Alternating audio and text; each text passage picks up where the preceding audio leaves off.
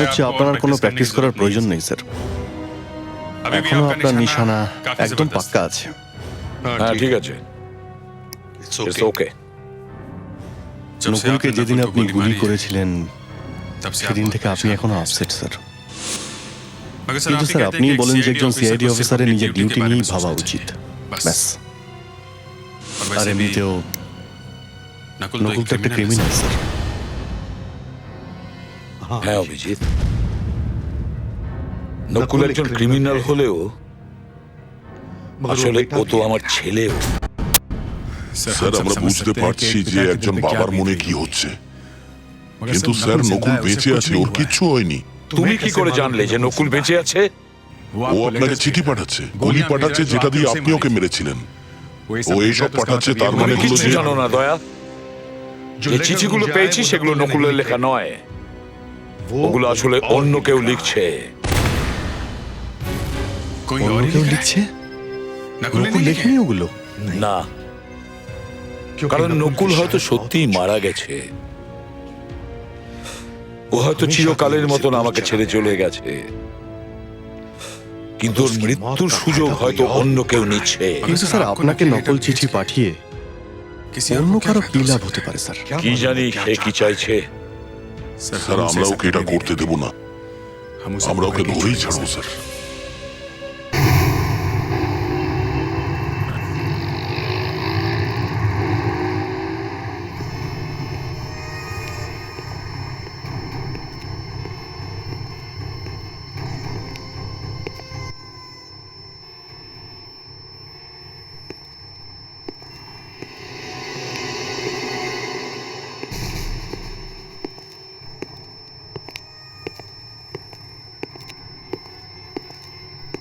জুতো দেখে তো মনে হচ্ছে না এই মহিলা।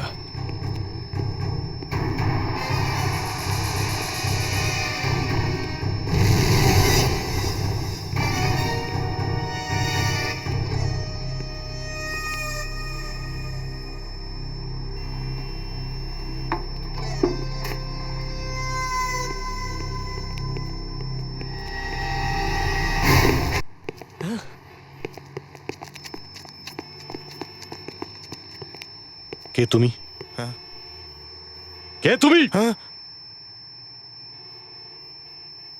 স্যার আমার নাম বৈরাগ, কিন্তু আমি কিচ্ছু করিনি স্যার, আমাকে ছেড়ে দিন। মিথ্যে কথা বলবে না। আমরা তোমাকে লেটার বক্সে চিঠি ফেলতে দেখেছি।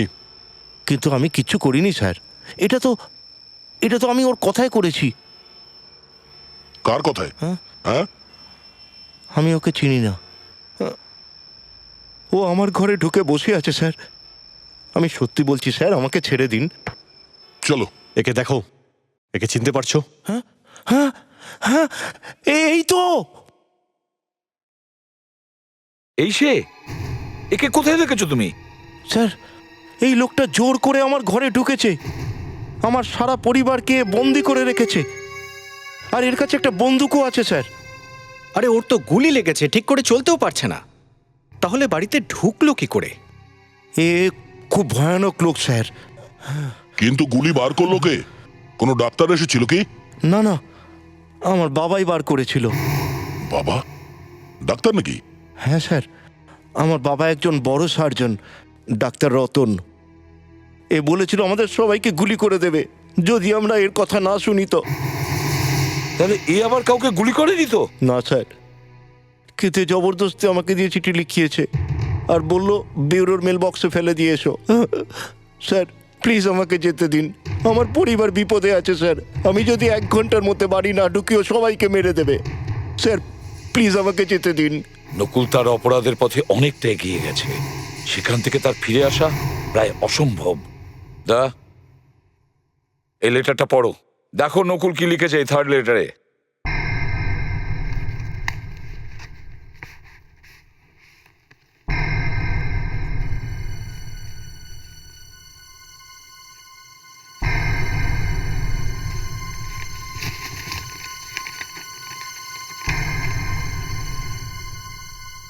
বাবা আপনি যে 3টে গুলি আমাকে মেরেছিলেন তার মধ্যে 2টি তো আমি আগেই পাঠিয়ে দিয়েছি। এখন এই 3 নম্বর মানে শেষ গুলিটা আপনাকে পাঠাচ্ছি। আপনি জানলে ভীষণ দুঃখ পাবেন যে আমি বেঁচে গেছি। ডাক্তার আমার 3টে গুলি বার করে দিয়েছে। উনি আমাকে অনেক সাহায্য করেছেন। এখন আপনার সাহায্যের প্রয়োজন। আমি ইন্ডিয়া থেকে বাইরে যেতে চাই। আপনি যদি আমাকে সাহায্য না করেন তাহলে ডাক্তার আর ওর পুরো পরিবারকে আমি প্রাণে মেরে দেবো। স্যার, স্যার প্লিজ আমার বাবা মাকে বাঁচান। প্লিজ স্যার, ওর কথা শুনে নিন, না হলে ও আমার মা বাবাকে মেরে ফেলবে। তুমি একদম ভয় পেও না, সেরকম কিছুই হবে না। দক্ষ, ওর গায়ে একটা ছোট ক্যামেরা লাগিয়ে দাও আর ওকে ফিরে যেতে দাও, কারণ ওর তাড়াতাড়ি বাড়ি ফিরে যাওয়া দরকার। তোমার ছেলে এখনো ফিরে আসেনি কেন? ও আবার ঠকালো না তো? হ্যাঁ, না না, ও এমন করতে পারে না। ও এসে যাবে। আমার মনে হয় না ও আসবে। তুমি যখন ব্যুরোতে লেটার দিতে গেছিলে তখন তুমি 25 মিনিটে ফেরত চলে এসেছিলে, তাহলে ও আসছে না কেন? হ্যাঁ, আমি বললাম না আপনাকে, ও ঠিক এসে যাবে। যা যা বলেছো তুমি তাই তো করেছে ও। দয়া করেছো আমার ওপর? হ্যাঁ, দয়া করেছো আমার ওপর? তোমার জীবন বাঁচিয়েছে। 3টে গুলি না বার করলে তুমি এই বন্দুক ওঠাতে পারতে না। যদি ও 5 মিনিটের মধ্যে ফেরত না আসে তাহলে আমি তোমার বউকে গুলি করে দেবো। না না, ওকে ওকে কিছু করবেন না। যদি চান আমাকে গুলি মারুন।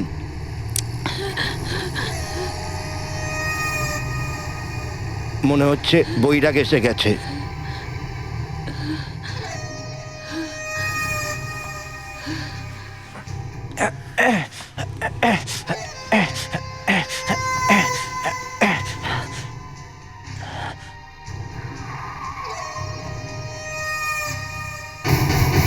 শোনো,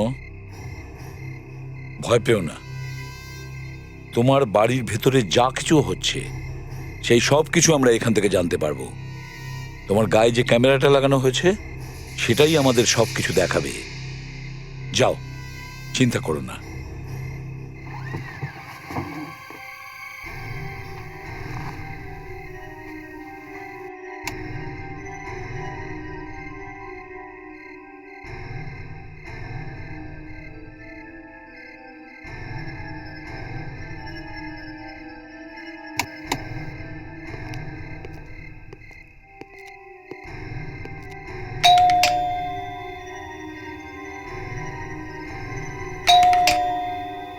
কেউ খুলছে না কেন দরজা? মা, মা, বাবা, কোথায় চলে গেল সবাই?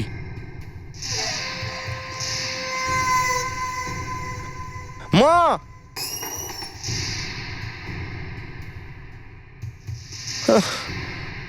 মা, বাবা,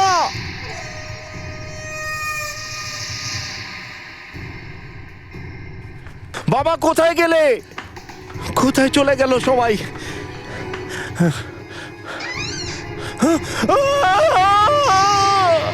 মাই গড, মনে হচ্ছে নকুল জেনে গেছে যে আমরা এসে গেছি। হয়তো মেরে দিয়েছে ওদের। Let's go.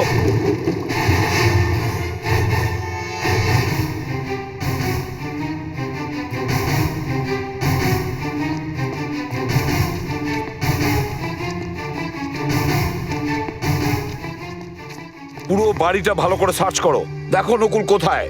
তোমরা ওইদিকে যাও।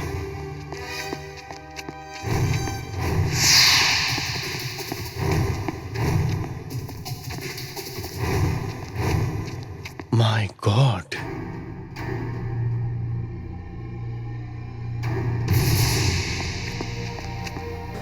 বেঁচে আছে।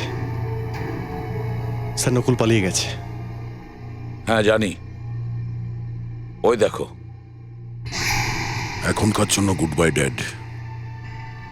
Sudhakar, Friedrich, sir. এক্ষুনি ওনাদের দুজনকে হসপিটালে নিয়ে যাও। Yes sir. হ্যালো, হ্যাঁ সিনিয়র ইন্সপেক্টর অভিজিৎ বলছি। কি, কোথায়? জুহুতে? ওকে, ঠিক আছে, আমরা আসছি। স্যার, হ্যাঁ, একটা মেয়ের খুন হয়েছে জুহুর একটা বাংলোতে। আমাদের এক্ষুনি যেতে হবে। ঠিক আছে। কিছুক্ষণের জন্য নকুলকে আমাদের ভুলতে হবে। জানি না এরপরও কি করবে।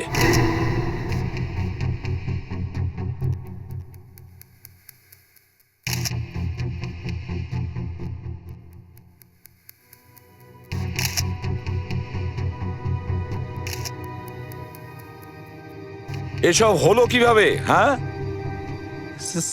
স্যার আমার বাবা মা লোনাভালা গেছেন, আমি বাড়িতে একা ছিলাম, এই জন্য আমি আমার সব বন্ধুদের এখানে ডেকে নিয়েছিলাম। স্যার আমরা বুঝতে পারিনি রাহুলের বাড়িতে এসে আমরা সবাই সমস্যায় পড়ে যাব। আমি জিজ্ঞেস করছি ওই মেয়েটি খুন হলো কিভাবে? কি হয়েছিল এখানে? স্যার 11টা অবধি সব কিছু ঠিকঠাক ছিল, তারপর আমাদের একঘেয়ে লাগছিল, তাই আমরা ভাবলাম কোনো গেম খেলা যাক। গেম? এত রাতে তোমরা কোন গেম খেলছিলে? স্যার হুডানিট। হুডানেট?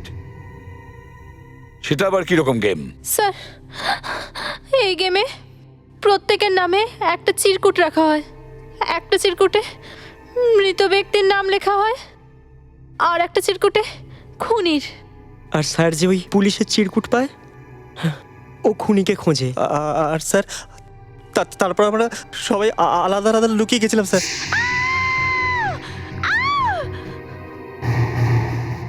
এই নয়না কেন চেঁচাচ্ছে? ওর নাম ছিল নাকি মৃত ব্যক্তির? না, তাহলে ও কেন চেল্লাচ্ছিল? নিশ্চয়ই কোনো গন্ডগোল আছে। হ্যাঁ হ্যাঁ।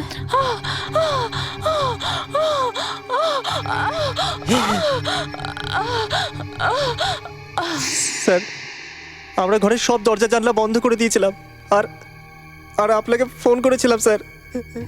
এই কাজটা তোমাদের মধ্যেই কেউ করেছে? না স্যার। তোমাদের মধ্যেই কেউ ওই মেয়েটাকে খুন করেছে? যখনই গেমটা শুরু হয়েছিল তখনই তোমাদের মধ্যে কেউ এই গেমের সুযোগ নিয়ে ওকে খুন করে দিয়েছে। স্যার, এই গেমটা খেলার জন্য সতীশই আমাদের বলেছিল। একটা কথা বলো, এরকম একটা ভয়ঙ্কর খেলার কথা তোমার মাথায় এলো কি করে? খেলার জন্য আর কোনো গেম খুঁজে পাওনি? স্যার ওরা সবাই বোর হচ্ছিল, তাই আমি এই গেমটা খেলতে বললাম। কিন্তু স্যার এরা এরা সবাই তৈরি ছিল গেমটা খেলার জন্য স্যার। কিন্তু নয়না এই গেম খেলার জন্য রাজি ছিল না, আর ওরই মৃত্যু হয়ে গেল।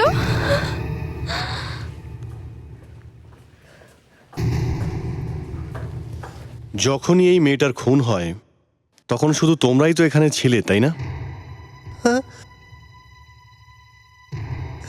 হ্যাঁ স্যার। বাইরে থেকে আর কেউ আসেনি?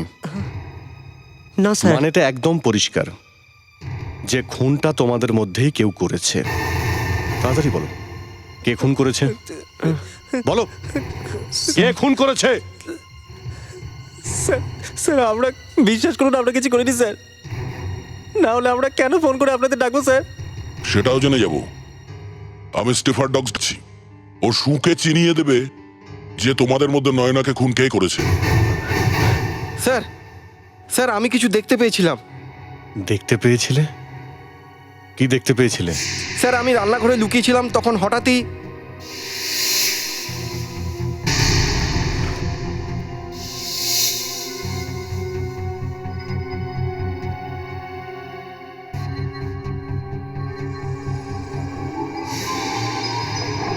স্যার ওই লোকটা যে ঘড়িটা পড়েছিল ওটা অন্ধকারেও জ্বলতো। অন্ধকারেও জ্বলতো, তার মানে ঘড়িতে রেডিয়াম ছিল। হ্যাঁ স্যার।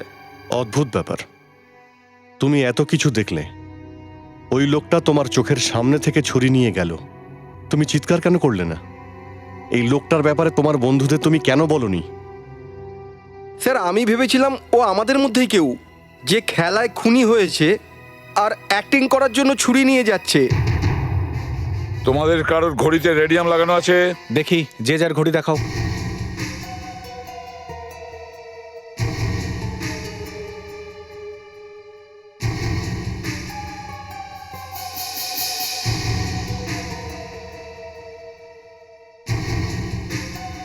না স্যার, এদের মধ্যে কারোর ঘড়িতেই রেডিয়াম লাগানো নেই। খুনি খুবই চালাক, ওই ঘড়িটাও নিশ্চয়ই কোথাও ফেলে দিয়েছে। খুনি এদের মধ্যেই কেউ একজন, আর ঘড়িটাও এখানেই কোথাও আছে।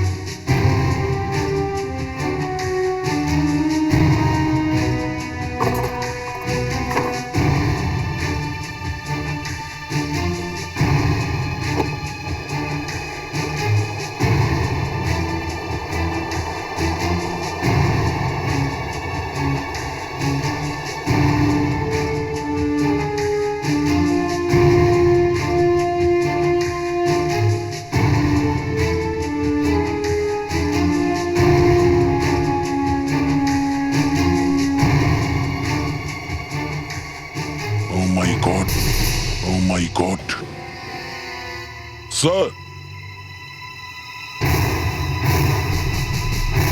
কি হয়েছে? এই দেখুন স্যার, একটা লাশ। আরো একটা লাশ? এটা আবার কি? আচ্ছা তোমরা ভালো করে দেখো, একে চিনতে পারছো? দেখো, ভালো করে দেখো।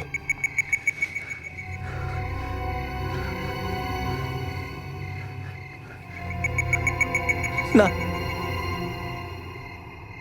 না না স্যার, আমরা তো একে কখনো দেখিনি স্যার। গল্পে তো একদম পুরো নতুন মোড় এসে গেল। আমাদের তো মনে হচ্ছিল খুনি এদের মধ্যে কেউ। কিন্তু স্যার, ব্যাপারটা তো অন্যরকম লাগছে। এখানে দুটো খুন হয়েছে, আর এদের মধ্যে তো কেউই একে চেনে না। এই লোকটা ঠিক কে? এখানে কেন এসেছিল আর কে মারলো একে? স্যার, আঘাতের তো কোনো চিহ্ন দেখতে পাচ্ছি না, তাহলে মারা গেল কি করে? হ্যাঁ, জামা কাপড়েও সামান্য রক্ত লেগে আছে।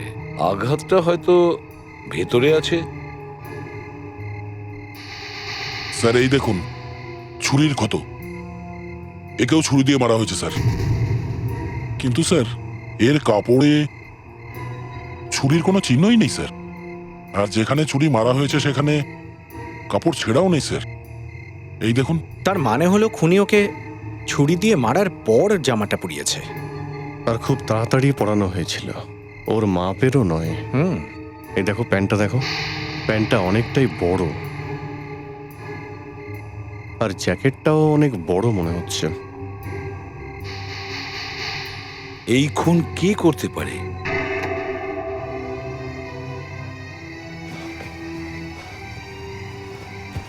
রাহুল, এইসব কি করে হলো? বাবা, আই এম রিয়েলি সরি। এসব আমারই ভুল। আমার বন্ধুদের এখানে ডাকা উচিত হয়নি আমার। এসিপি স্যার, আমি বিপিন। স্যার, আমি তো স্ত্রীকে নিয়ে 2-4 দিনের জন্য লোনাভোলা গিয়েছিলাম। হঠাৎ করে এসব কি হয়ে গেল স্যার? বিপিন বাবু, এই লোকটাকে একটু দেখুন। দেখুন একে আপনি চেনেন কিনা। দেখুন।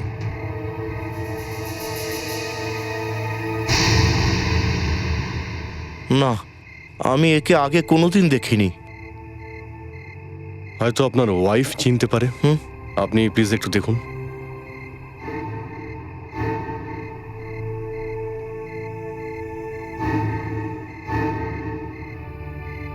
না, আমিও দেখিনি। যদি আপনাদের মধ্যে কেউ একে নাই চেনেন, তাহলে এই লোকটা আপনাদের বাড়িতে কি করছিল? স্যার, রাহুল, ওই যে মেয়েটি তোমার বন্ধু যার খুন হয়েছে, ওটা কোথায় হয়েছে? বাবা, তোমার ঘরে। আমার ঘরে? ও মাই গড!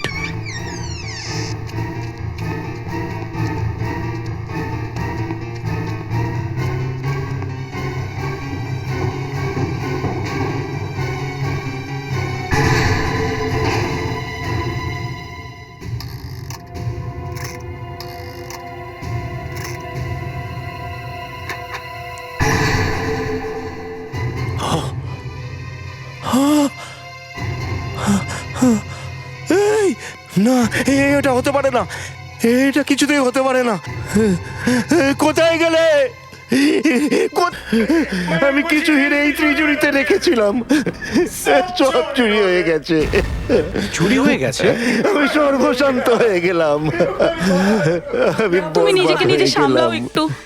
একটা মেয়ে এখানে খুন হয়েছে যে তার বন্ধুদের সাথে ছিল, আর গাড়িতে এমন লোকের লাশ পাওয়া গেল যাকে এখানে কেউ চেনে না। আবার এখান থেকে হিরে উধাও, কেউ সিন্দুক ভেঙে নিয়ে গেছে। বুঝে উঠতে পারছি না চক্রান্তটা কি।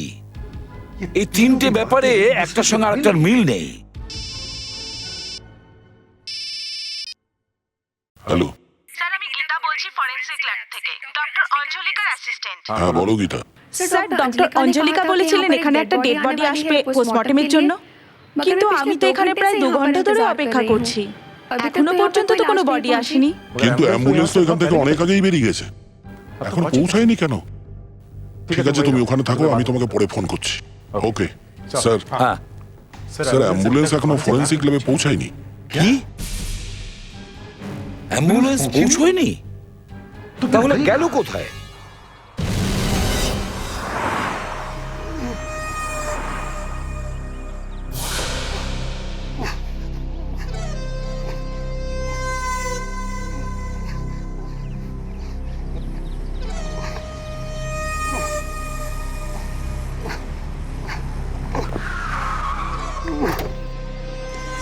কি হলো দাদা?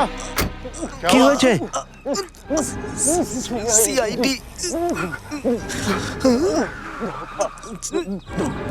সিআইডিকে ডাকুন।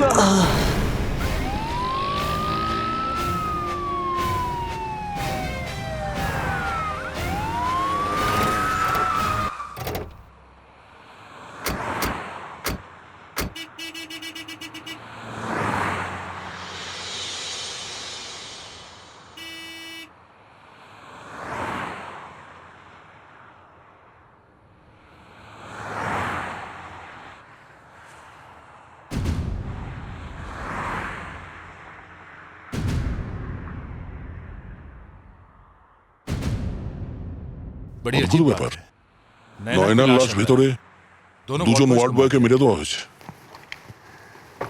কিন্তু ড্রাইভার উধাও। স্যার, ড্রাইভারই এদের দুজনকে মারেনি তো? কিন্তু ড্রাইভার এরকম করবে কেন? কারণ ওই ড্রাইভার নকল ছিল। নকল ছিল? রাহুলের বাড়িতে গাড়িতে যে লাশ আমরা পেয়েছিলাম, অ্যাম্বুলেন্সের আসল ড্রাইভার ওই ছিল। খুনি ওকে মেরে তার জামা কাপড় ওকে পরিয়ে দেয়। মানে যখন আমরা ওখানে ছিলাম রাহুলের বাড়িতে, তখন খুনি ওখানেই ছিল। আরো সুযোগের অপেক্ষায় ছিল। আর যখনই ও সুযোগ পেল, ও অ্যাম্বুলেন্সের ড্রাইভারকে খুন করে আর তার জায়গায় অ্যাম্বুলেন্স নিয়েও পালিয়ে যায়। কিন্তু নয়নাকে কেন মারতে গেল? হতে পারে চোর সিন্দুক ভেঙে হিরে চুরি করছিল, আর তখন নয়না ওখানে এসে গেছিল, নিজেকে বাঁচানোর জন্য নয়নাকে খুন করে দেয়। ওই খুনির জামা কাপড় আছে আমাদের কাছে, তার থেকে হয়তো কিছু জানা যেতে পারে। এটা কি? ইলাস্টিক? এই লোকটা পকেটে ইলাস্টিক নিয়ে কেন ঘুরছিল? স্যার, বড় অদ্ভুত ইলাস্টিক। ইলাস্টিক ওই লোকটার পকেটে এলো কোত্থেকে? আমি ডক্টর বিনীতাকে ডেকে পাঠিয়েছি। উনি হয়তো এই জামা কাপড় দেখে লোকটার ব্যাপারে আমাদের কিছু বলতে পারবেন। ডক্টর বিনীতা? হ্যাঁ, উনি কে স্যার? ডক্টর বিনীতা একজন psychologist, profiler. Good afternoon ACP sir. Good afternoon doctor Binita, আমরা আপনার জন্যই অপেক্ষা করছিলাম। ডক্টর, এটা খুনির জামা কাপড়। আচ্ছা, এই জামা কাপড়গুলো দেখে আপনি খুনির ব্যাপারে আমাদের কিছু বলতে পারবেন? নিশ্চয়ই।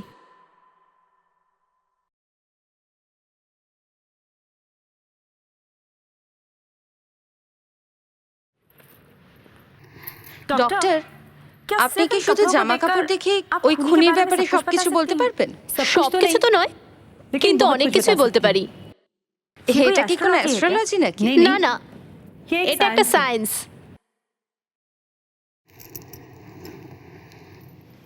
স্যার, আমার মনে হচ্ছে এটা কোনো বড় অপরাধী নয়, ছোটখাটো চুরি ডাকাতি করে কোনো লোক। এর কাছে খুব বেশি টাকা থাকে না, কিন্তু এই বড় লোক হওয়ার স্বপ্ন সব সময় দেখে।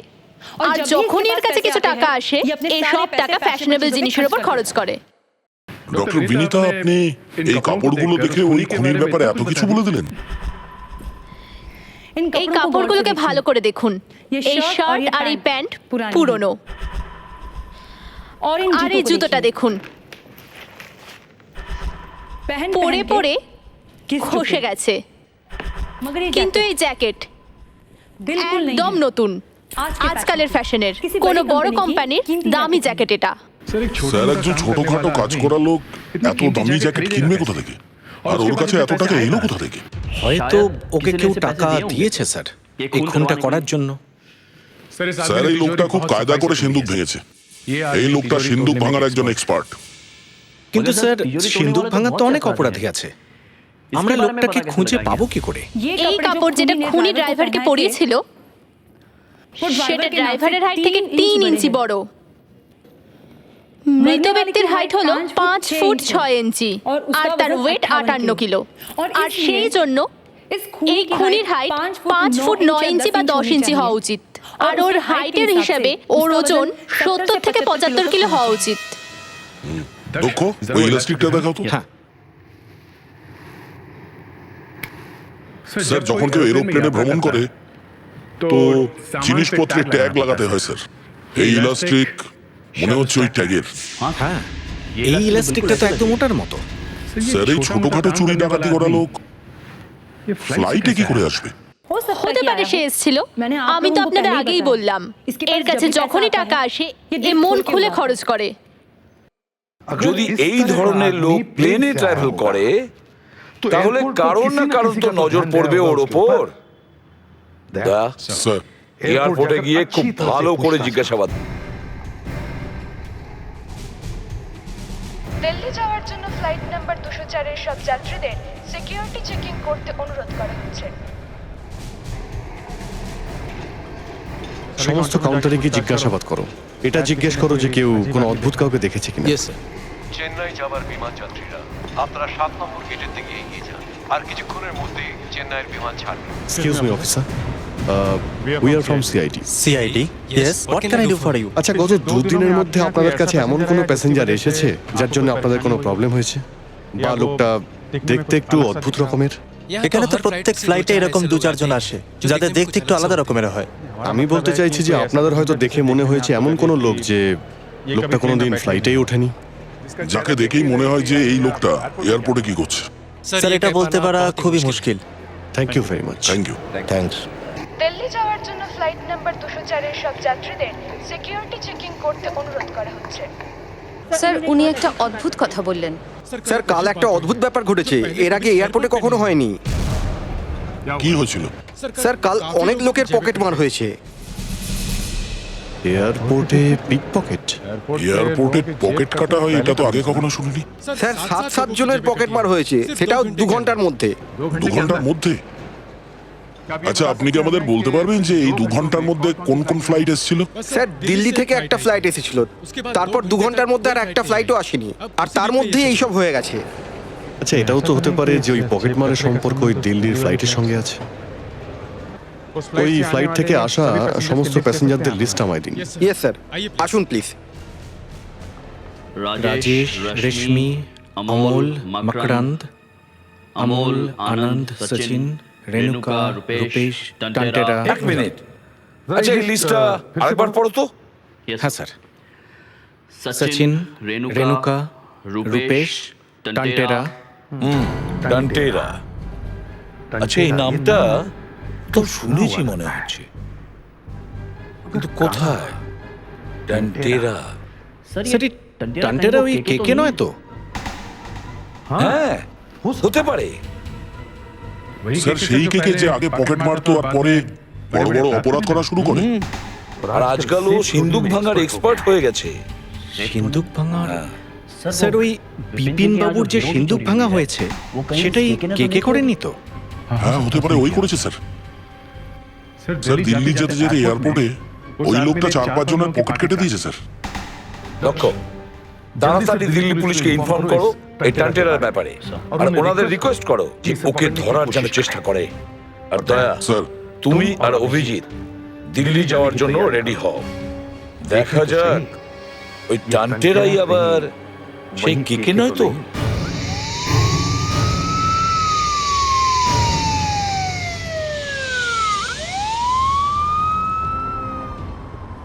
এমন লোকের ওপর তো আমরা সবসময় নজর রাখি স্যার। আচ্ছা ইন্সপেক্টর, এই টান্টেরা লোকটা কিরকম? এ খুব বড় অপরাধী নয় স্যার, এই ধরুন ছোটখাটো কাজ করার লোক। বেশি টাকা থাকে না ওর কাছে, কিন্তু যখনই ওর কাছে টাকা থাকে স্যার খুব খরচা করে। আজকাল কি করছে এই ট্যান্টেরা? কিছুদিন ধরে চুপচাপ বসে আছে, কোনো রিপোর্ট নেই এখন ওর। কে ভাই, 1 minute. CID Mumbai. CID Mumbai? Sparkle jewellers মালিকের বাড়িতে একটা বড় রকম চুরি হয়েছে, কয়েক কোটি টাকার হিরে চুরি গেছে। স্যার, আমি ওই হিরের ব্যাপারে কিছু জানি না, আমি তো এই ব্যাপারে কিছু শুনিনি। 2 দিন আগে তুমি মুম্বাইতে কি করছিলে? 2 দিন আগে? হ্যাঁ স্যার, আমি মুম্বাইতে ঘুরতে গেছিলাম। আচ্ছা, কোথায় উঠেছিলে তুমি? হোটেল সিটিনে স্যার। হোটেল সিটিন? ওকে। আচ্ছা, তুমি মুম্বাইয়ে গিয়েছিলে কি করে? প্লেনে গিয়েছিলে না? হ্যাঁ স্যার। গুড। আর টিকিট কি করে কিনেছিলে তুমি? ক্যাশ দিয়ে। কোথা থেকে কিনেছিলে? দিল্লি এয়ারপোর্ট থেকে। দিল্লি এয়ারপোর্ট থেকে তুমি টিকিট কিনেছিলে না মুম্বাই থেকে তোমাকে কেউ পাঠিয়েছিল? কি বলছেন স্যার? তাড়াতাড়ি বলো, ওই টিকিটটা কে তোমাকে পাঠিয়েছিল? হ্যাঁ স্যার, আমি ওই লোকটাকে চিনি না। আমাদের কাছে সময় নেই, আগেই বলেছি। মিথ্যে কথা একদম বলবে না। কেউ তোমাকে ওই টিকিটটা পাঠিয়েছিল? হ্যাঁ স্যার। কে সে? স্যার, আমি ওই লোকটাকে চিনি না, ও আমাকে ফোন করেছিল, বললো কিছু কাজ আছে, তুমি মুম্বাই চলে এসো। কি কাজ ছিল? ওই স্পার্কেল জুয়েলার্স আছে না স্যার, ওখানে চুরি করার জন্য। আর ওই লোকটা কে ছিল তুই কিন্তু এখনো সেটা বললি না। স্যার ওই লোকটা আমাকে নিজের ব্যাপারে কিচ্ছু বলেনি। আমি শুধু 5 মিনিটের জন্য দেখা করেছিলাম মুম্বাইয়ের ওই হোটেলে। তাহলে তুই লোকটাকে একদমই চিনিস না, হ্যাঁ? আর তাও তুই ওর জন্য কাজ করতে রাজি হয়ে গিয়েছিলি? আমাদের বিজনেস এরকমই হয় স্যার। মেয়েটাকে খুন কে করেছিল? খুন? না স্যার, আমি কিচ্ছু জানি না। ঠিক আছে, তুমি আমাদের সঙ্গে মুম্বাই চলো, ওই হোটেলটা দেখাও যেখানে তুমি উঠেছিলে আর ওই লোকটার সঙ্গে দেখা করেছিলে। ঠিক আছে, চলো। হ্যাঁ স্যার, এটাই, এখানেই।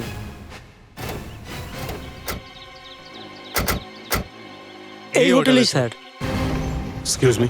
Yes sir. আমরা সিআইডি অফিসার। সিআইডি থেকে? এই লোকটা 2 দিন আগে আপনাদের হোটেলে ছিল। এর নাম হলো টান্টেরা। একে ভালো করে দেখুন, মনে পড়ছে আপনার? হ্যাঁ, এতে এসেছিল স্যার। কে বুক করেছিল এর রুম? এক্ষুনি দেখে বলছি। স্যার, কোনো মান্না নামের লোকের ফোন এসেছিল, উনি ঘর বুক করেছিলেন এনার জন্য। মান্না? তুমি ওই মান্নাকে চেনো? আগে না। আচ্ছা, ও কি শুধু এর জন্যই রুম বুক করেছিল নাকি অন্য কোনো রুম বুক করেছিল? না স্যার, একটাই ঘর বুক করেছিল। টাকা কিভাবে দিয়েছিল? ক্যাশ না ক্রেডিট কার্ডে? ক্যাশ দিয়েছিল স্যার, ক্যাশ। দয়া, আমার তো মনে হচ্ছে এই মান্না যে এর জন্য রুম বুক করেছিল আর যে ওর সঙ্গে হোটেলে দেখা করতে আসে সে একই লোক। হ্যাঁ, আর যদি এরা দুজন এক নাও হয় তাহলেও এদের মধ্যে নিশ্চয়ই কোনো কানেকশন আছে। টান্টেরা, ওই লোকটাকে শুধু তুমি দেখেছো। ওর স্কেচ বানাতে আমাদের সাহায্য করো। আমি স্যার? হ্যাঁ হ্যাঁ, তুমি মনে করো তাড়াতাড়ি। তুমি তোকে দেখেছো? ওই হিরে চুরি করার সময় তুমি এতগুলো লোককে মেরেছো, তুমি এমনিতেও ফাঁসিতে ঝুলবে। তুমি কি চাও ওই লোকটা বেঁচে যাক যে তোমাকে দিয়ে এই কাজ করিয়েছে? না স্যার, এটা হতে পারে না। ওই লোকটারও ফাঁসা উচিত স্যার। স্যার, আমাকে আপনারা যা খুশি শাস্তি দিন, কিন্তু আমাকে ফাঁসি দেবেন না। আমার মরতে খুব ভয় লাগে স্যার। ওর দাড়ি কম ছিল। এই দেখুন, এরকম। হ্যাঁ, কিন্তু দাড়ি একটু ঘন ছিল আর খুব পাতলা। হ্যাঁ হ্যাঁ, এরকম এরকম। চোখটা কেমন ছিল? চোখ না না না, বড় ছিল। হ্যাঁ, আর ভুরু একটু মোটা আর লম্বা ছিল। না, হ্যাঁ, নাক? নাক ওর মোটা ছিল আর না না, টিকলো ছিল, টিকলো। এরকম? হ্যাঁ হ্যাঁ, এরকম। ঠোঁটটা কেমন ছিল? ঠোঁট পাতলা ছিল, পাতলা। না না, হ্যাঁ হ্যাঁ, কিন্তু কিন্তু এত লম্বা মুখ ছিল না। মুখ গোল গোল ছিল একটু। এরকমই দেখতে ছিল? স্যার, পুরোটা নয়, কিন্তু অনেকটা মিল আছে। এটা আবার নতুন কোন লোক? স্যার, এটা এমন একটা লোকের কাজ যে জানতো যে বিপিন বাবুর লকারে হিরে রাখা আছে কোটি টাকার। স্যার, এই লোকটা নিশ্চয়ই বিপিন বাবুর বাড়িতে যাতায়াত করতো। স্যার, এক তো বিপিন বাবুর ছেলে রাহুল আছে, আরো সব বন্ধুরা বাড়িতে যাওয়া আসা করে। স্যার, রাহুল আর ওর বন্ধু বান্ধবদের আবার জিজ্ঞাসাবাদ করো। যে লোকটা কেকের জন্য হোটেলে রুম বুক করেছিল, হতে পারে সে ওদের বন্ধুদের মধ্যেই কেউ। স্যার, খুনি তো গোঁফ দাড়ি আছে। হ্যাঁ জানি অদিতি, তুমি নকল দাড়ি গোঁফ রেডি রাখো।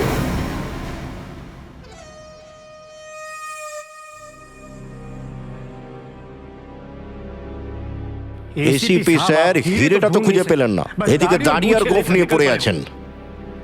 কে? দেখো এদের মধ্যে সেই লোকটা আছে কিনা যার সঙ্গে হোটেলে দেখা হয়েছিল। হ্যাঁ স্যার। ভালো করে দেখো।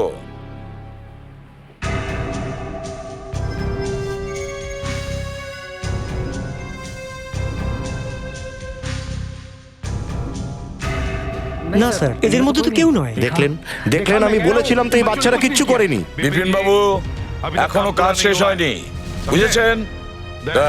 স্যার, এদের প্রত্যেকের মুখে দাড়ি গোঁফ লাগাও। এবার তো বাড়াবাড়ি হচ্ছে। এসিপির মাথা খারাপ হয়ে গেছে। চুপচাপ দাঁড়িয়ে থাকো, বুঝলে? মাথার চেক আপও হবে পরে, আগে শুধু মুখ দেখতে হবে। স্যার হয়ে গেছে। কে কে? হ্যাঁ স্যার। এবার দেখো, ভালো করে দেখো।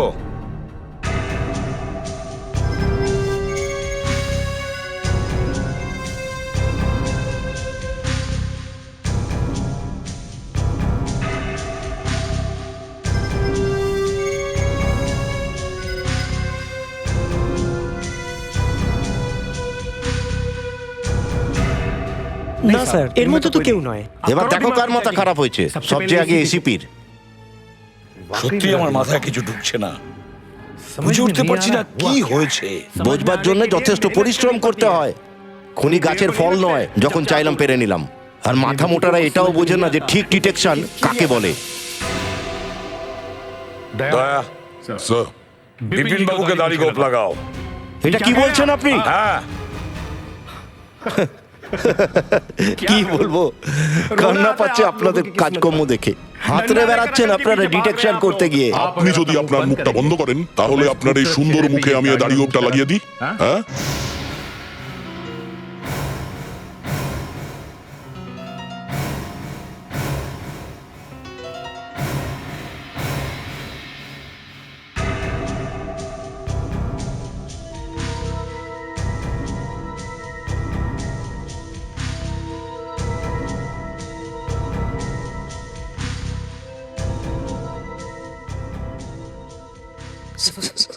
স্যার স্যার স্যার, এই সেই লোক, এই সেই লোক।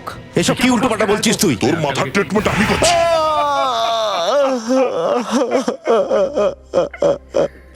আমার ব্যবসা খারাপ হয়ে গিয়েছিল। আমি একটা প্ল্যান তৈরি করেছিলাম। কে দিল্লি থেকে ডেকেছিলাম ঘরেতে চুরি করার জন্যে। আমরা ঘর ছেড়ে চলে গিয়েছিলাম। কিন্তু তোমার ছেলে সমস্ত গোলমাল করে দিয়েছে। ও বেচারি কিভাবে জানবে যে ওর বাবাই এই প্ল্যানটা করেছে? ও তার বন্ধুদের নিয়ে ওখানে ফিরে যায়, আর একটা নিরীহ মেয়ে খুন হয়ে যায়। তুমি ওই নিরীহ মেয়েটাকে মেরে দিলে কেন? হ্যাঁ, কি করতাম স্যার, আমি ধরা পড়ে যেতাম। আর রাহুল আমাকে পালানোর সুযোগ দেয়নি স্যার। সমস্ত দরজা জানলা বন্ধ করে আপনাদের ডেকে নিল। ওখান থেকে পালিয়ে বাঁচার জন্য তুমি 4-4টে লোককে মেরেছো। তোমার একটু দয়া হলো না? তোমার তো 4 বার ফাঁসি হওয়া উচিত। স্যার স্যার, চলুন বিপিন বাবু, এবার আপনিও ওর সঙ্গে জেলে যাবেন। আপনারা শুনছেন 93.5 রেড এফএম। আমি হলাম সাগরিকা, আপনাদের ফেভারিট শো নিয়ে, যার নাম আসল কেস উইথ সাগরিকা। বন্ধুরা, 9:16 হয়েছে, আর এই সপ্তাহের টপিকটা হলো ক্রাইম অ্যান্ড মার্ডার। খুবই ভয়ঙ্কর টপিক। আজ আমি স্টুডিওতে কিন্তু একা নই, আমার সঙ্গে বসে আছেন একজন বিশেষ ব্যক্তি, এমন একজন ভয়ঙ্কর ব্যক্তি যিনি অনেক মানুষকে, এর থেকে বেশি কিন্তু আমি কিছু বলতে পারবো না, তা নাহলে আমার প্রাণ সংশয় করতে পারে। আমি ঠিক বললাম তো মিস্টার বেল্লা? আপনি অনেক বুদ্ধিমতী আছেন ম্যাডাম। আজকের জন্য ব্যাস এতটাই। আমরা কালকে আবার কথা বলবো আপনাদের ফেভারিট অনুষ্ঠানে, যার নাম আসল কেস উইথ সাগরিকা। ততক্ষণ আপনি শুনতে থাকুন 93.5 red FM. Good bye, keep smiling. Hi, আমার আওয়াজটাও যদি সাগরিকার মতো হতো না, তাহলে দিন রাত আমিও রেডিওতে কথা বলে যেতাম। লক্ষ লক্ষ ফ্যান হতো আমার। জানো তো, এই প্রোগ্রামটা না শুনে আমি তো থাকতেই পারি না। আরে এটাই তো প্রবলেম ইয়ার, এই প্রোগ্রাম শোনার চক্করেই তো রোজ দেরি হয়ে যায়। আচ্ছা চল, অনেক দেরি হয়ে যাচ্ছে। না, তুমি বেরিয়ে পড়ো, আমার বেরোতে এখন 8 ঘন্টা লাগবে। ওকে, বাই বাই। ম্যাডাম, আপনাকে প্রিন্সিপাল ম্যাডাম ডেকেছেন। Principal madam? কিন্তু এখন তো 9:30 বাজছে না, ম্যাডাম আছেন এখনো? হ্যাঁ আছে তো, আপনাকে তাড়াতাড়ি ডেকেছেন। আচ্ছা ঠিক আছে।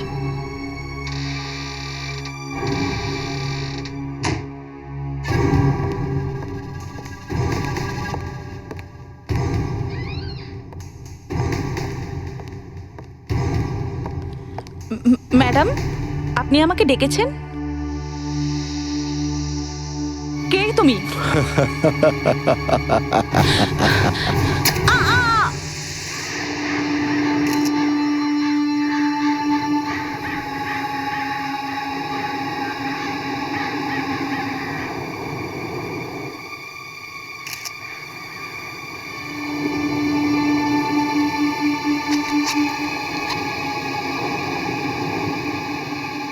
স্যার একটা আই কার্ড আছে।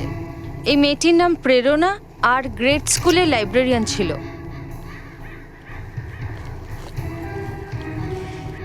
স্যার টাকা পয়সা মোবাইল সবকিছু একই রকম আছে, কেউ পার্সে হাতই দেয়নি।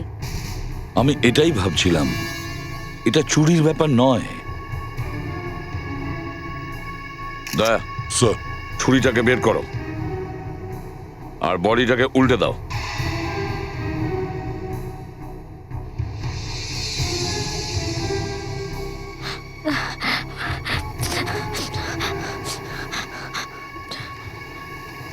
হ্যালো তানভি, জানিস কি হয়েছে? আমি এখানে বিচে আছি, এখানে একটা লাশ পড়ে আছে। হ্যাঁ, আমি জগিং করতে এসেছিলাম আর এখানে একটা ভিড় জমেছিল। হ্যাঁ হ্যাঁ, লাশ আমার চোখের সামনেই আছে। মার্ডারের ব্যাপারে শোতে কথা বলাটা কত সহজ, কিন্তু যখন চোখের সামনে লাশ দেখতে পাই তখন।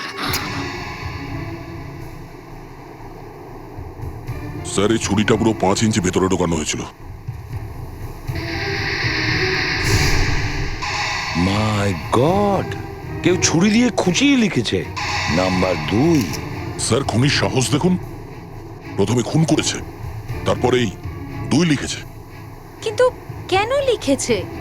অদিতি, খুনিরা ভয় দেখানোর জন্য এই সমস্ত কাজ অনেক সময় করে। স্যার, মোবাইলটা মনে হয় ওই মেয়েটার। এতে 16খানা মিস কল আছে। 16টা মিসড কল? হ্যাঁ স্যার, এই ফোনটায় কাল 9:30 থেকে 10টার মধ্যে কোনো শেখর নামের কেউ এতগুলো ফোন করেছিল। তার মানে হলো এই শেখর এই মেয়েটার সঙ্গে কোনো গুরুত্বপূর্ণ কথা বলতে চাইছিল। প্রেরণা, এ তোমার কি হয়ে গেল প্রেরণা? প্রেরণা, আমি বারবার ওকে ফোন করছিলাম কিন্তু ও ফোনই তুললো না। আমি কি করে জানবো যে ও খুন হয়ে গেছে? প্রেরণা, শেখর, নিজেকে সামলাও, আমাদের সাহায্য করো খুনিকে ধরতে। আপনারা ধরতে পারবেন খুনিকে? হুম। আপনারা ধরতে পারবেন খুনিকে বলুন। যদি যদি আপনারা ধরতে পারেন খুনিকে, তাহলে আমি বলবো কার খুন কে করেছে। তুমি চেনো তাকে? কে সে? আমার সাথে শুধু ওর ফোনে কথা হয়েছিল। নাম্বারটা কত? নাম্বার তো আমার জানা নেই স্যার, কিন্তু যখন আমি রাতে ফোন করেছিলাম তো একটা লোক ফোন তুলেছিল।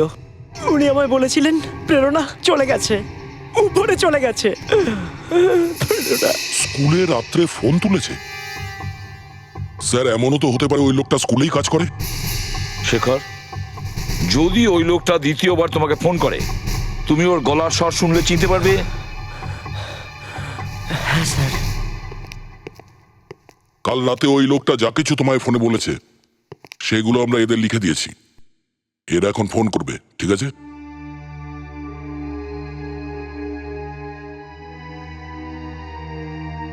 তুমি এখন ফোনে এদের আওয়াজ শুনতে পাবে। তোমাকে চিনতে হবে সে কে যে তোমাকে রাত্রে ফোন করেছিল, ঠিক আছে? Yes sir. বলুন প্লিজ, প্লিজ বলুন। আর আর তুমি প্রেরণাকে কখনো পাবে না। ও এই পৃথিবী ছেড়ে চলে গেছে। মনে হয় এই আওয়াজটা হতে পারে। এই আওয়াজটা হতে পারে? মনে হয়। অদিতি, ওয়ান মোর, শোনো, ভালো করে শোনো। হ্যাঁ। তোমার এই আওয়াজটা চেনা ভীষণ জরুরি। Yes sir. আবার বলুন। আবার? হ্যাঁ, আবার বলুন। আচ্ছা। আর তুমি প্রেরণাকে কখনো পাবে না। ও এই পৃথিবী ছেড়ে চলে গেছে। কি হলো? মনে হয় এটাই।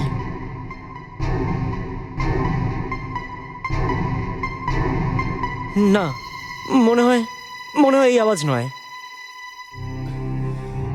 নেক্সট। আসুন, আপনি এদিকে আসুন।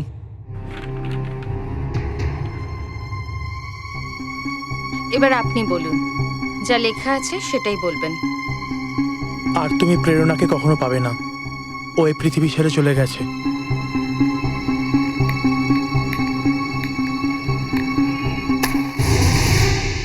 এই সিগারেট একদিন তোমাকে মেরে ফেলবে। না, আসলে সিগারেট তো আমিও ছাড়তে চাইছি। ওই আসলে যখন খুব বেশি টেনশন হয় বা বাড়িতে যাই। বারে যাও? তুমি বারেও যাও? হ্যাঁ, বার না না না না না না না না না না স্যার। চলো। স্যার স্যার স্যার স্যার চলো। স্যার স্যার স্যার কি করছেন স্যার? স্যার আপনি ওকে কোথায় নিয়ে যাচ্ছেন স্যার? তোমাকে আজকে আর কেউ বাঁচাতে পারবে না, বুঝলে? স্যার স্যার, দয়া স্যার, এটা আপনি কি করছেন? এই লোকটা আমাদের কাছে কোনো কথা লুকোচ্ছে। স্যার, যা জিজ্ঞাসা করার ওখানেই জিজ্ঞেস করুন, দূরে নিয়ে যাওয়ার কি আছে? এ সবার সামনে কখনোই মুখ খুলবে না। চলো। দয়া, কোথায় নিয়ে যাচ্ছ ওকে? ছেড়ে দাও ওকে। স্যার, এই লোকটা এক্ষুনি বলে দেবে স্যার। দয়া, দয়া, আগের বার তুমি কাউকে জিজ্ঞাসাবাদ করছিলে, মনে আছে তুমি কি করছিলে? স্যার, আমি প্রমিস করছি আমার হাতে কারোর প্রাণ যাবে না। চলো। না, দয়া, স্যার স্যার স্যার স্যার আমি আমি আমি আমি আমি আমি সবকিছু সত্যি সত্যি সত্যি সত্যি বলছি স্যার। আমি আমি আমি আমি বলছি স্যার। স্যার, ও আমাকে হুমকি দিয়েছিল যেন আমি নিজের মুখ না খুলি। আমি ওকে দেখে নিয়েছিলাম। কোথায় দেখেছিলে? বারে। বারে? প্রেরণা বারে যেত?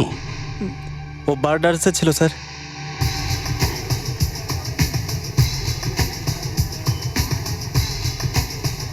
ফেডরিক। Yes sir. প্রমাণ যাতে কেউ নষ্ট না করে দেয় তার আগে তুমি ডান্সারদের লকার রুমে গিয়ে চেক করো। ওখানে দাঁড়িয়ে থাকো, যাও।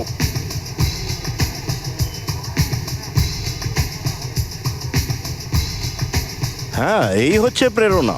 এখানে কাজ করতো, ও আসতো এখানে নাচ করতে, কিন্তু আমি জানতাম না যে ও একজন লাইব্রেরিয়ান। ম্যানেজার বাবু, ডান্স বারে তো ঝগড়া হয়েই থাকে। তো প্রেরণার কি কারোর সাথে কখনো কোনো ঝগড়াঝাটি হয়েছিল? কোনো কাস্টমার ওকে বিরক্ত করতো? না, এমন কখনো কোনোদিনই হয়নি। আচ্ছা, এই ডান্সাররা যে এখানে আসে এরা এদের জিনিসপত্র কোথায় রাখে? আসুন, আমি দেখাচ্ছি, আসুন। প্রত্যেকটা মেয়েকে এক একটা লকার দেওয়া হয়েছে।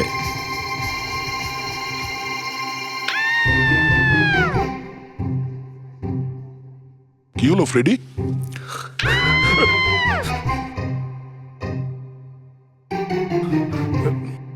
আরে রুমে আসার আগে একবার খোঁজ দিয়ে তো দেখতে হয়। আমি তো সরি বললাম। What sorry? স্যার, আমি কি করে জানবো যে ঘরে কেউ আছে? ঠিক আছে, ভেতরে আর কেউ আছে? না, কেউ নেই। ঠিক আছে, আসুন।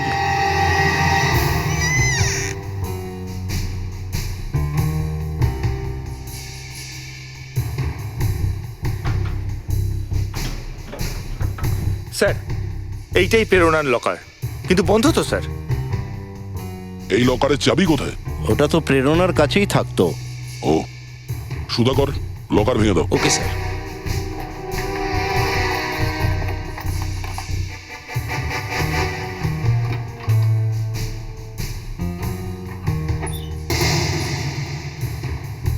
স্যার, জুয়েলারি বক্স, এতে গয়নাও আছে। ডায়মন্ড নেকলেস, খুব দামি মনে হচ্ছে। এর মধ্যে যে হিরে লাগানো আছে কমসে কম 30-40 হাজার টাকার হবে। স্যার, এই নেকলেসটা কেউ গিফট দিয়েছে বোধহয়। স্যার, রেডিও স্টেশনের চিঠি। কংগ্রাচুলেশনস, আপনি এই প্রতিযোগিতা জিতে গেছেন। 93.5 রেড এফএম এর তরফ থেকে আপনাকে 50,000 টাকা দেওয়া হচ্ছে। 50,000 টাকার চেক এই চিঠির সাথেই পাঠানো হচ্ছে। সাগরিকা, 50,000 টাকার পুরস্কার, ডান্স বার, এই নেকলেস, এই সব জিনিসের সঙ্গে প্রেরণার মাথায় যে এই নম্বর 2 লেখা আছে এর সাথে কি সম্পর্ক আছে কিছুই বোঝা যাচ্ছে না। এটা ওই রেডিওর মেয়েটাকে জিজ্ঞাসা করতে হবে, সাগরিকাকে। কে জানে এই 50,000 টাকারই কোনো ব্যাপার কিনা। খুন আর অপরাধের কথা কখনো শেষ হয় না, কিন্তু এই সময়টা শেষ হয়ে যায়। আপনারা শুনছেন 93.5 রেড এফএম, আর আমি হচ্ছি সাগরিকা। এবার যাওয়ার সময় হয়ে গেছে, কিন্তু যাওয়ার আগে একটা খুব ইম্পর্টেন্ট ইনফরমেশন যেটা আপনাদের সঙ্গে আমি শেয়ার করতে চাই। আগামীকাল মানে 5ই মার্চ সন্ধ্যে 8টার সময় একদম দেখতে ভুলবেন না সোনি এন্টারটেনমেন্ট টেলিভিশনে ইন্ডিয়ান আইডলের গ্র্যান্ড ফিনালে। ইন্ডিয়ান আইডলের ব্যাপারে তো ভুলেই গিয়েছিলাম। একটা কাজ করি, একটা ভোট করে দিই। কাকে ভোট করব, অভিজিৎকে না অমিতকে? স্যার আপনি দুজনকে ভোট দিয়ে দে ভাই, আমার তো মনে হয় দুজনেই ইন্ডিয়ান আইডল হওয়ার যোগ্য। বন্ধুরা, যাওয়ার আগে আমার কাছে আপনাদের জন্য একটা দারুণ সারপ্রাইজ আছে। একজন ড্যাশিং অফিসার, আপনারা প্রত্যেকেই যার ফ্যান। ইনফ্যাক্ট সে এই মুহূর্তে আমার সামনেই আছে, সিআইডি ইন্সপেক্টর দয়া।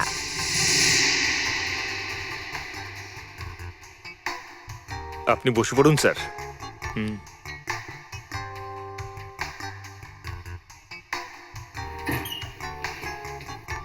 থ্যাংক ইউ ইন্সপেক্টর দয়া। এই মুহূর্তে আমরা আমাদের শোতে যে প্রশ্নটা নিয়ে আলোচনা করছি সেটা হচ্ছে যে যদি কারোর কাছে খুন করার সঠিক মোটিভ থাকে তাহলে সেটা খুন নাকি ন্যায়? খুন তো খুনই হয়, সেটা যে কারণেই করা হোক। গ্রেট! ইন্সপেক্টর দয়ার কাছ থেকে এক্সপেক্টেড উত্তর। থ্যাংক ইউ ইন্সপেক্টর দয়া। এবার সত্যি সত্যি আমার যাওয়ার সময় এসে গেছে। আমি হলাম সাগরিকা আর আপনারা শুনতে থাকুন 93.5 রেড এফএম। সাগরিকা দেবী, আমরা আপনার সাথে ওই প্রোগ্রামের ব্যাপারে কথা বলবো যে প্রোগ্রামে ওই প্রেরণা এসেছিল।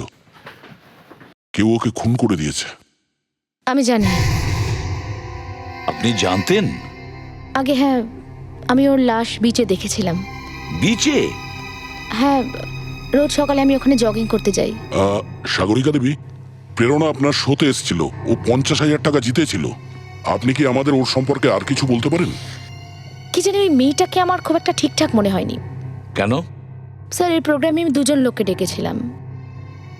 জানি না কেন প্রেরণা আসতেই ওই লোকটার সঙ্গে ঝগড়া করতে শুরু করে। বুঝতে পারিনি কি ব্যাপার নিয়ে ওদের মধ্যে ঝগড়া হচ্ছিল। তারপর আমাকে দেখেই থেমে যায় ওরা, আর তারপর এমনভাবে অ্যাক্টিং করতে থাকে যেন মনে হয় ওরা একে অপরকে চেনেই না। লোকটা কে ছিল? আই থিঙ্ক মুকেশ নাম ছিল ওর। আমি পুরো নাম আর ঠিকানা আপনাকে দিচ্ছি, দাঁড়ান। হ্যাঁ।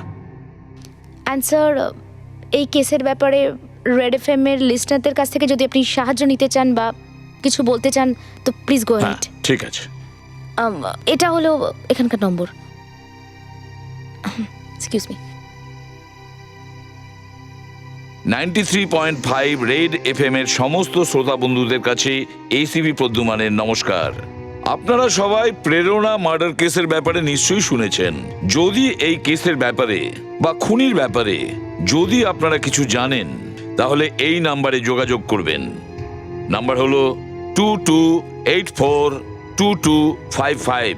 I repeat, 22842255। Thank you. Sir, এই যে মুকেশের পুরো নাম আর অ্যাড্রেস।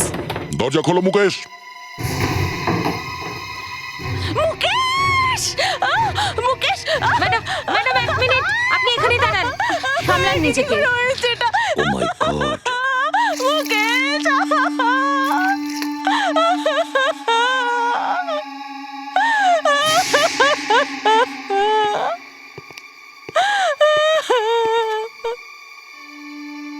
No sir.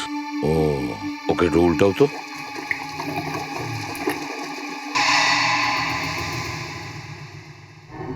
স্যার, এটা মনে হচ্ছে কোনো সিরিয়াল কিলারের কাজ। প্রথম নম্বর 2 আর এখন 3 নম্বর পেলাম।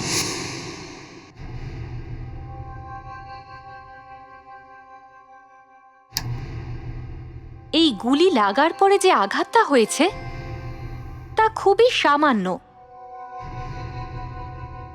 জানি না এটা কোন গুলি মেরেছে। শিরদাঁড়ার দিকে গুলিটা রয়ে গেছে।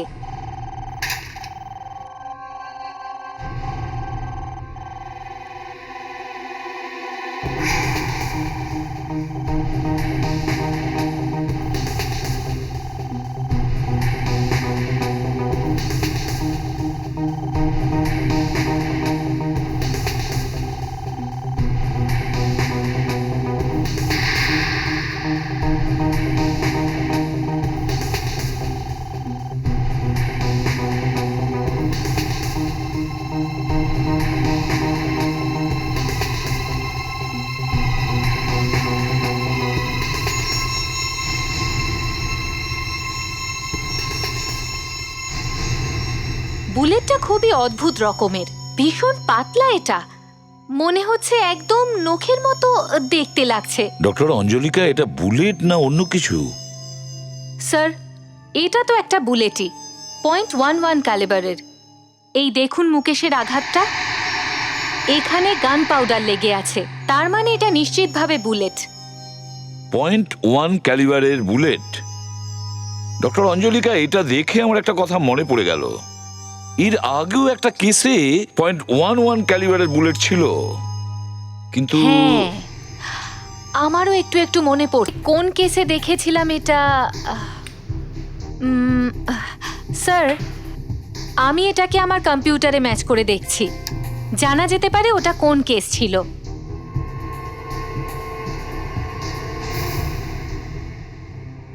স্যার, আপনার স্মৃতিশক্তির প্রশংসা করতে হয়।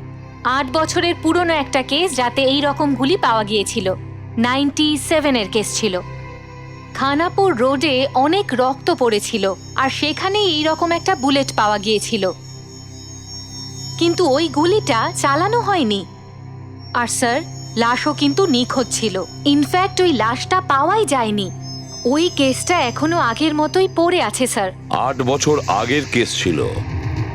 এই কেসটা স্পেশাল ব্যুরোকে দিতে হবে। ইন্সপেক্টর দক্ষকে এই কাজের দায়িত্ব দিতে হবে।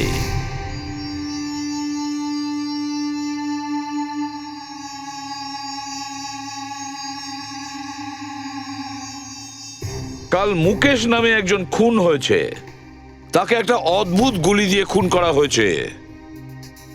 গুলিটা খুবই ছোট, .11 মিলিমিটারের। আমরা রেকর্ড চেক করতে গিয়ে জানলাম যে 1997-এ একটা খুন হয়েছিল, যেখানে মাটিতে পড়ে থাকা রক্তের মধ্যে এরকমই একটা বুলেট পাওয়া গেছিল। আজ পর্যন্ত এই ধরনের গুলি দিয়ে কোনো খুন হয়নি। এই দুটো কেসের মধ্যে কোনো না কোনো কানেকশন আছে। May I come in sir? Sir, যেরকমটা আপনি অর্ডার দিয়েছিলেন, Jasmine Prakash reporting on special bureau duty sir. Come in Jasmine. Jasmine আজ থেকে স্পেশাল ব্যুরোতে থাকছে।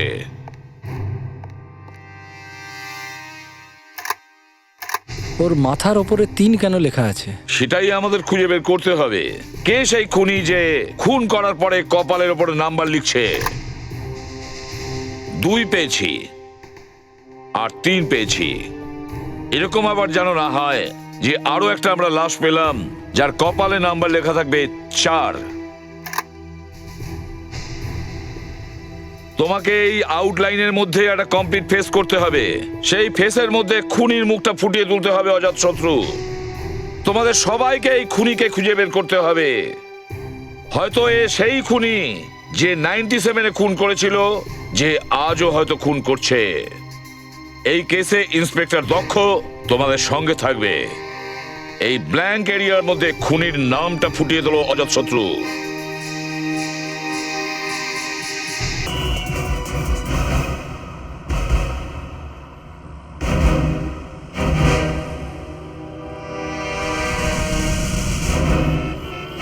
এসব কি হচ্ছে? স্যার, দক্ষ ইন্সপেক্টর অর্জুনকে গুলি করেছে। গুলি করেছে? দক্ষ? স্যার, স্যার ওই অর্জুন ক্রাইম সিন থেকে পালাচ্ছিল স্যার। দক্ষ ইন্সপেক্টর অর্জুন নয়, তুমি পালাচ্ছিলে ক্রাইম সিন থেকে। স্যার, আমরা সাগরিকার লাশের কাছে ছিলাম, হঠাৎ করে আমরা গুলি চলার আওয়াজ শুনি। ওখানে গিয়ে দেখি ইন্সপেক্টর অর্জুনের লাশ পড়ে আছে আর দক্ষ ওখানে বন্দুক হাতে দাঁড়িয়ে আছে। আচ্ছা, এটা কি সত্যি দক্ষ? স্যার, স্যার স্যার আমি ওই দক্ষ, আমাকে তোমার গানটা দাও। স্যার, আমাকে আপনি বিশ্বাস করছেন না? আমি তোমাকে বিশ্বাস করি দক্ষ, কিন্তু তুমি পালাচ্ছিলে কেন? তোমার গানটা দাও দক্ষ। স্যার, দক্ষ, বললাম তো তোমার গানটা দাও। তোমার গানটা দাও দক্ষ।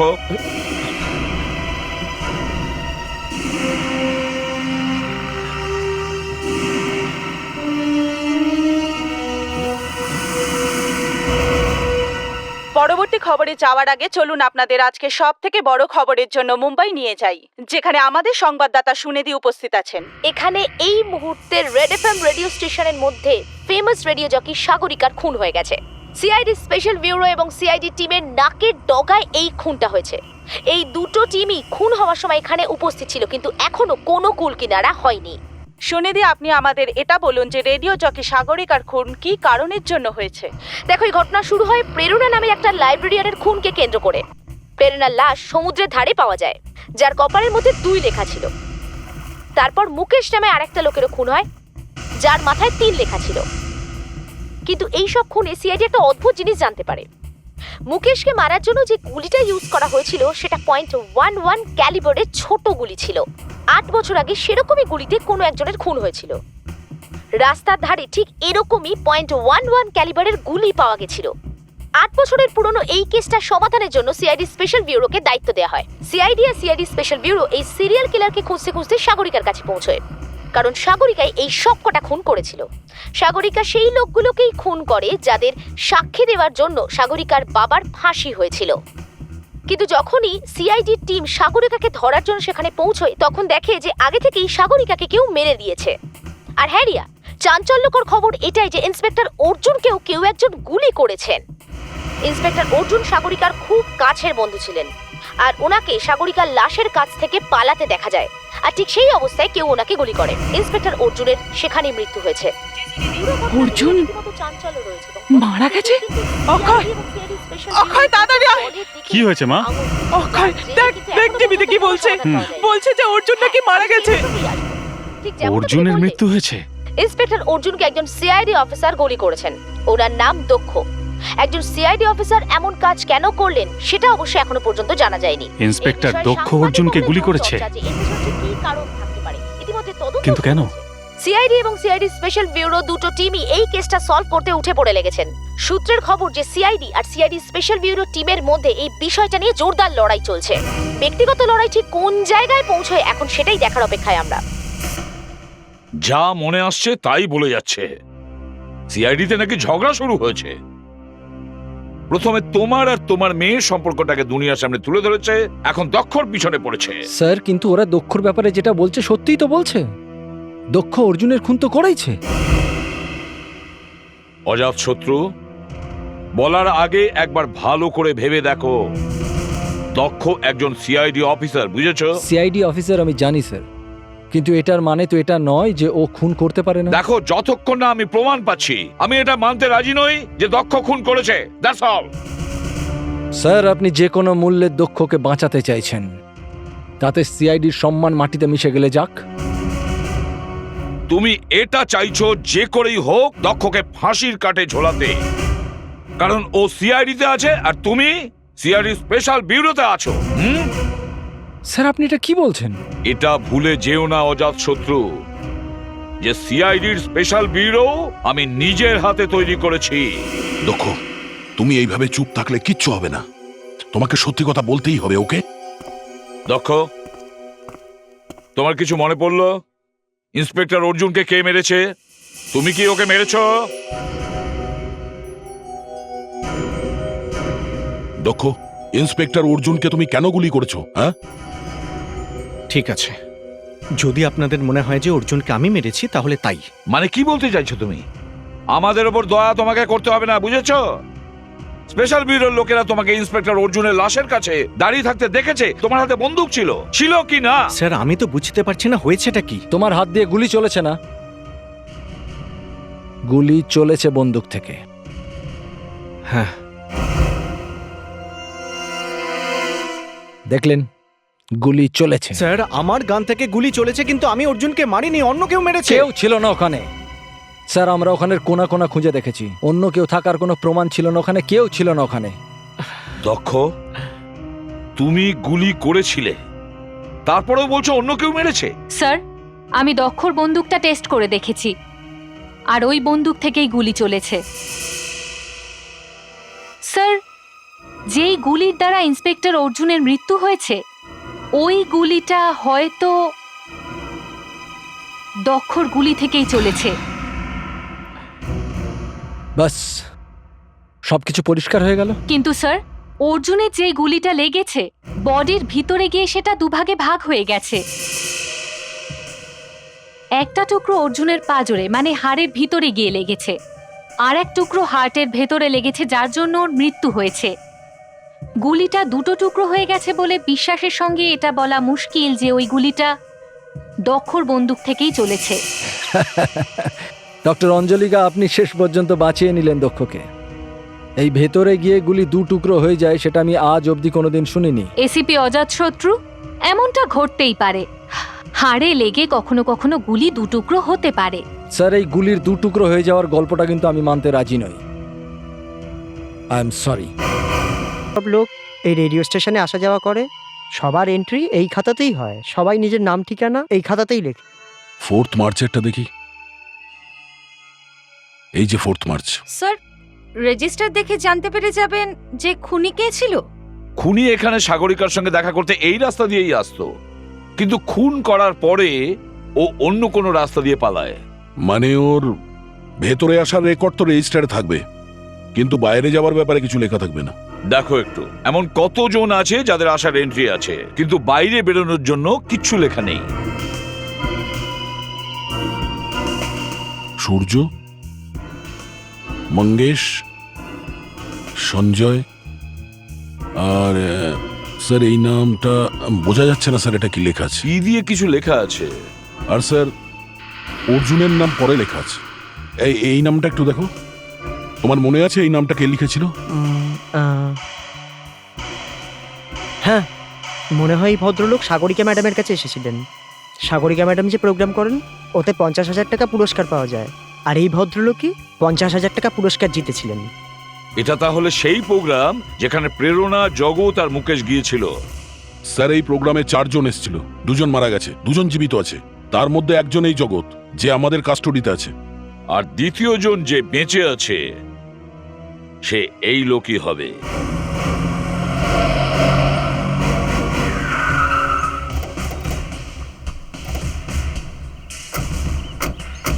স্যার ওই 4 নম্বর সাক্ষী প্রতীক এখানেই থাকে।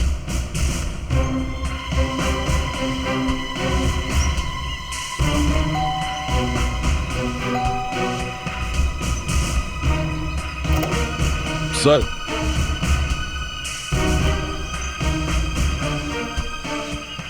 এটা আবার কে? এ প্রতীক নয় তো? স্যার সাগরিকা বলেছিল খুনি লম্বা চুলালা লোক। ওর চুল লম্বা ছিল আর সেটা পেছনে বাঁধা ছিল। এই প্রতীক স্যার।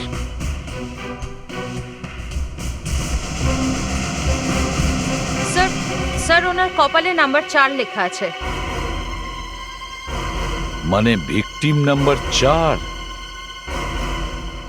বুঝে উঠতে পারছি না হচ্ছেটা কি।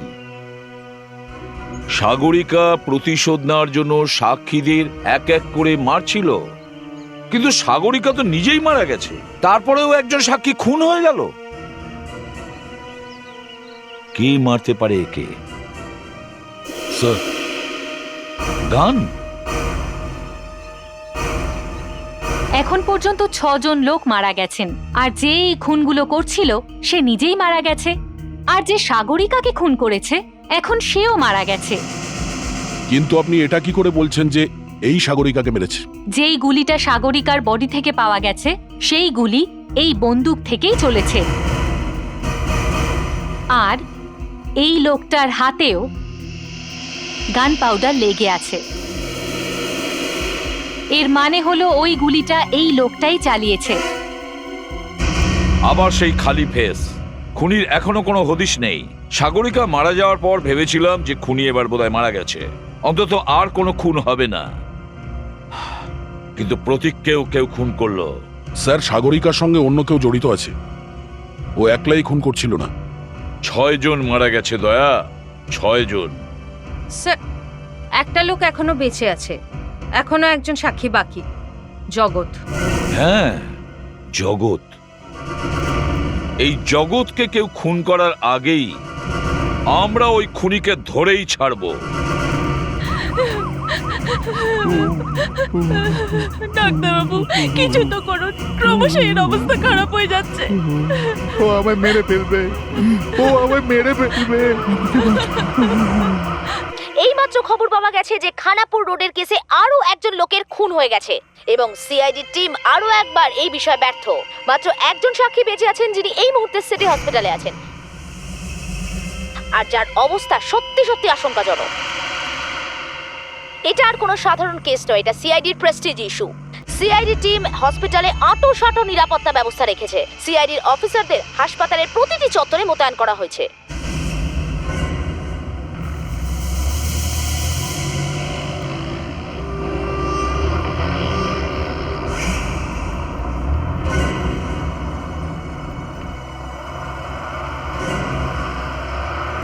ফেডরিক্স, হ্যাঁ ম্যাডাম। তুমি একটা কাজ করো, সুধাকরের কাছে যাও, দেখো তো কোনো প্রবলেম হয়েছে কিনা। ওর হয়তো ওয়াকিটকি কাজ করছে না। ম্যাডাম, এখানে আমি একা। ফেডরিক্স, তুমি সুধাকরকে দেখে তাড়াতাড়ি ফিরে এসো, ওকে? ঠিক আছে ম্যাডাম।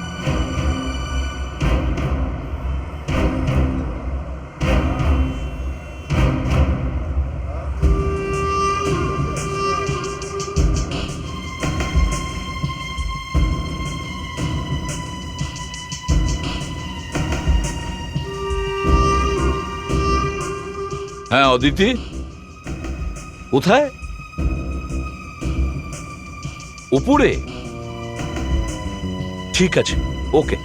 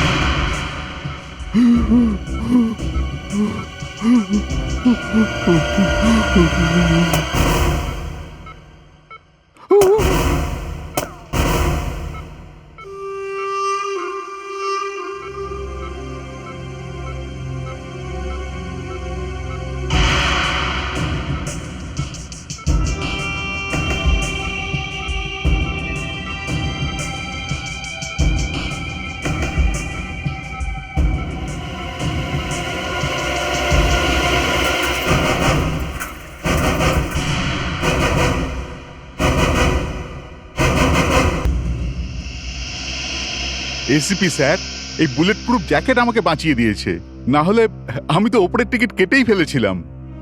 আমরা জানতে পেরেছিলাম যে তোমাকে মারতে আসবে। কি দিলাবর, কেন এতগুলো লোককে খুন করলে? হ্যাঁ, কেন মেরেছো তুমি ইন্সপেক্টর অর্জুনকে? না স্যার, আমি অর্জুন স্যারকে মারিনি। একে তো তুমি ওকে মেরে দিয়েছো, তারপর ওকে স্যার বলছো? হ্যাঁ, আমার জন্য তো উনি স্যারই ছিলেন, টাকা দিতেন আমাকে। আমি ওনার ইনফরমার ছিলাম। তুমি অর্জুনের ইনফরমার ছিলে? হ্যাঁ। তাহলে অর্জুন তোমাকে চিনতো? হ্যাঁ স্যার। তাহলে ও এটাও জানতো যে এই সমস্ত খুন তুমি আর সাগরিকা মিলে করেছো? না স্যার, উনি জানতেন না। আর স্যার, আর কি বলো? সাগরিকা আর অর্জুন পরস্পরের বন্ধু ছিল। সাগরিকা ওর গার্লফ্রেন্ড ছিল স্যার। কি? যে মেয়েটি 4টে খুন করতে পারে সে একজন সিআইডি অফিসারের বান্ধবী ছিল? এটা একটা খুবই রেয়ার কেস ছিল, যেখানে অর্জুন নামে এক পুলিশ অফিসারের বন্ধুই খুন করছিল। সাগরিকা নামের এই মহিলা রেডিও এফএম এর রেডিও জকি ছিলেন। ইনি 4 জন লোককে এক এক করে মেরেছিলেন। এই 4 জনই কোর্টে সাক্ষী দিয়েছিলেন, যাতে সাগরিকার বাবার ফাঁসির সাজা হয়েছিল। চমকে যাওয়ার মতো কথা হলো যে ইন্সপেক্টর অর্জুন 8 বছর ধরে খুনিকে খুঁজতে থাকলো, আর যখন ও জানতে পারলো যে ওর বন্ধু সাগরিকাই খুনি, ততক্ষণ অনেক দেরি হয়ে গিয়েছিল। সাগরিকাকে কেউ খুন করে দিয়েছিল। আমরা যখনই রেডিও স্টেশনে পৌঁছলাম স্যার, যেখানে সাগরিকা কাজ করত, দেখলাম কেউ সাগরিকাকে গুলি করে দিয়েছে। আমি তো ওখান থেকে ভয় পেয়ে চলে গেলাম। তো তুমি ওখান থেকে পালিয়ে গেছিলে? হ্যাঁ, আর যখন ইন্সপেক্টর অর্জুনের গুলি লাগলো তখন তুমি কোথায় ছিলে? আমি তো ওখান থেকে চলে গেছিলাম স্যার। ওখানে কি হয়েছে আমি কিচ্ছু জানি না স্যার। তাহলে এর মানে হলো ইন্সপেক্টর অর্জুন যখন খুন হয় তখন দক্ষ ওখানে একা ছিল। গুলি দক্ষ চালিয়েছে। দক্ষ, তোমাকে শেষ সুযোগ দিচ্ছি, এবারে সত্যিটা বলো, কি হয়েছিল ওখানে? না হলে একজন সিআইডি অফিসারকে খুন করার অপরাধে তোমাকে শাস্তি দেওয়া হবে। স্যার, ওখানে আরেকটা লোক ছিল। আমরা ওখানে কোনো লোককে দেখতে পাইনি দক্ষ। আর তুমি গুলি চালিয়েছিলে না? হ্যাঁ স্যার। কেন তুমি গুলি করেছিলে অর্জুনকে? কি শত্রুতা ছিল তোমার ওর সাথে? আমার কোনো শত্রুতা ছিল না ওর সাথে। তাও গুলি করলে? স্যার আমি ওকে গুলি বাঁচানোর জন্য করেছিলাম। ওকে বাঁচানোর জন্য? Yes sir. স্যার, ওখানে কোনো একটা লোকের সাথে অর্জুনের ঝগড়া হচ্ছিল। ওর কাছে একটা গান ছিল আর ও অর্জুনকে গুলি করতো স্যার। নিজের বাঁচার রাস্তা তুমি বার করে নিয়েছো। গল্পটা ভালো। এটা গল্প নয় স্যার। তাহলে কোথায় গেল সেই লোকটা? স্যার, ও ওখান থেকে পালিয়ে যায়। অর্জুনের গুলি লাগার সঙ্গে সঙ্গে পালিয়ে যায় ওখান তাহলে থেকে। ওই মুহূর্তে তুমি ফায়ার করনি কেন? গুলি কেন চালাওনি? স্যার আমি ভয় পেয়ে গিয়েছিলাম স্যার। আমি দেখলাম যে অর্জুনের পিঠে যে ক্ষত হয়েছে তার থেকে রক্ত বেরোচ্ছে আর ও মাটির উপর পড়তে যাচ্ছিল স্যার। তারপর স্যার ও হঠাৎ করে নিচে পড়েছে স্যার। আমি আজ পর্যন্ত ভুলতে পারিনি স্যার। ওর ওই যন্ত্রণা কাতর মুখটা, ওর মৃতদেহটা। স্যার, আমি সেটি ছেড়ে দেবো স্যার। যতক্ষণ পর্যন্ত না গুলিটার ফয়সলা হচ্ছে যেটা তুমি চালিয়েছিলে ততক্ষণ। আমি কোনো গুলি চালাইনি স্যার। আবার এক কথা? হ্যাঁ স্যার, আবার ওই একই কথা স্যার। ওই গুলিটা অন্য কেউ চালিয়েছিল। অজাতশত্রু, এভাবেই শুধু তর্ক হবে, কোনো সমাধান হবে না। কখনো ও বলছে যে গুলি চালিয়েছে, কখনো বলছে চালায়নি। স্যার, আমি ভেবে নিয়েছি এই কেসটা আমি স্পেশাল ইনভেস্টিগেশন অফিসার ইন্সপেক্টর অক্ষয়কে দিচ্ছি। ও আজই সিআইডি স্পেশাল ব্যুরো জয়েন করছে। ইন্সপেক্টর অক্ষয়,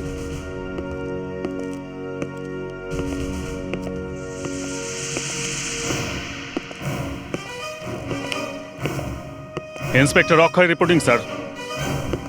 অক্ষয়, অপরাধী তোমার সামনে, যত তাড়াতাড়ি সম্ভব সত্যিটা বের করো।